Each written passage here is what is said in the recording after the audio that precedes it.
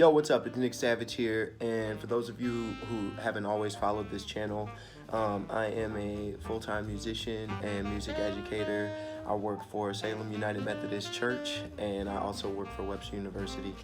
And I'm just here to drop a little knowledge because of some questions that my students had yesterday. So I had some students right before we started Combo at Webster University, which is a small ensemble sort of music gathering that we use to strengthen our ability to play, read each other as musicians, and then also figure out ways to enhance the experience we have with our audiences.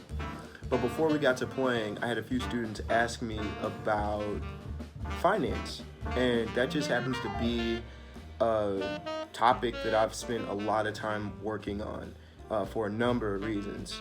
One, I've wanted to be a full-time musician since I was ever school age. I've always wanted to play music, and because of that interest, I've also heard tips about having a backup plan, which once I was old enough to get into college, I realized that had more to do with the fear and anxiety about being a musician and less to do with the reality that it was possible and just hadn't quite been figured out like some of the other disciplines that are out there and some of the other job opportunities that are out there. So anyway, I just wanted to chat real quick about a few of the details that I think have been really important. Number one, I have learned how to organize my week and organize my day in a way that there's a lot of flexibility, and at the same time I am repeatedly working on my craft. And so even though there is flexibility, I'm revisiting and visiting all of the parts of my craft, like playing, practicing, being on time for performances, organizing what music needs to be played for any of the ensembles that I'm leading, and making sure that I'm making meetings so when I'm organizing music, I can be competent and have a really strong idea of what the best music for every situation. And that's more of the way that I think, especially when I'm working at church. Besides organizing my week, I also really think about finances. And I don't do it every day, and I don't do it every second of the day, but I try to make it so that I can visit my finances on a month-by-month basis and see what money I'm spending, what money would be helpful to make, and how I might need to make adjustments to my daily living that make a big impact when I'm looking at how I'm living on a month-to-month basis. And I think that's something that's really hard to do as a college student, because sometimes you're thinking minute by minute or day by day, and it's really hard to start thinking about month by month because that's a huge jump.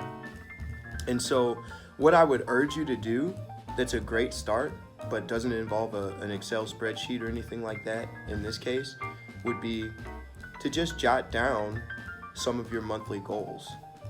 How much money do you need to make? It could be $100, a month, because maybe, loans are covering your dorms, or you're not driving much, you don't own a car. It could be as much as $500 a month. Maybe you do have your own car and you have insurance and you're paying, rent somewhere.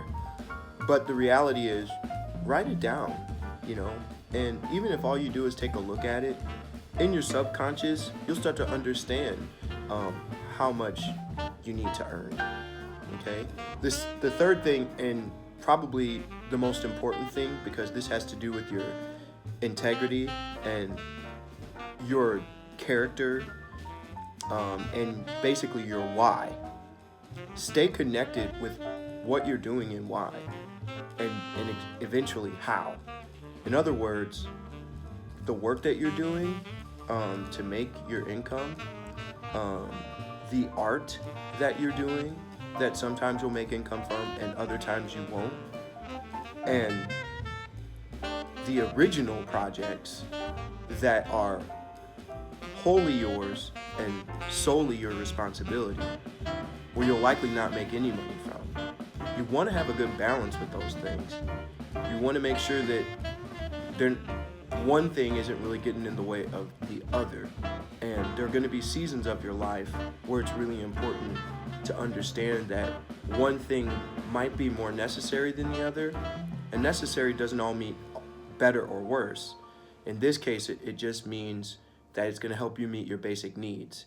And whatever you do in one season of your life will not define who you are. So you can always sort of remember that, and I think that'll be helpful. But if you can do those three things, look at your whole week and have a general idea, wrap your mind around what your whole week looks like, to where you can think about when you're practicing your craft, when you're in class, when you leave time to study, when you leave time to hang out with your friends. Are you getting enough sleep? And are you doing some other things that are just spiritually motivating, like watching other people do what you're trying to do? How are you spending your money? Are you spending your money on things that don't really help you get where you need to be?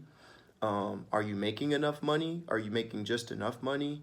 And whether or not you make $100 or $500 or even $1,000, and that's what you need a month, are you setting money aside so that way you can acquire things that are going to help you be who you are trying to be, or the best version of yourself, maybe somewhere you're not now, but somewhere you can be in the future, right? And you can write all of those things down, so it's visual.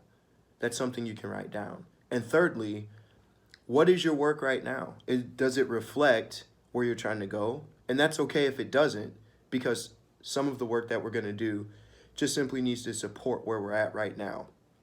But then also, are we balancing all of that with not necessarily work, but art that we're truly connected with?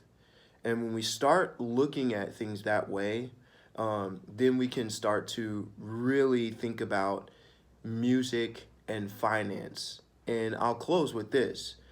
Once you get to a point where you can do sort of all three of those things, that's look at your week, think about your income, and then think about how you're contributing to the world of art when you work, or when you create art, or when you're a part of someone else's art.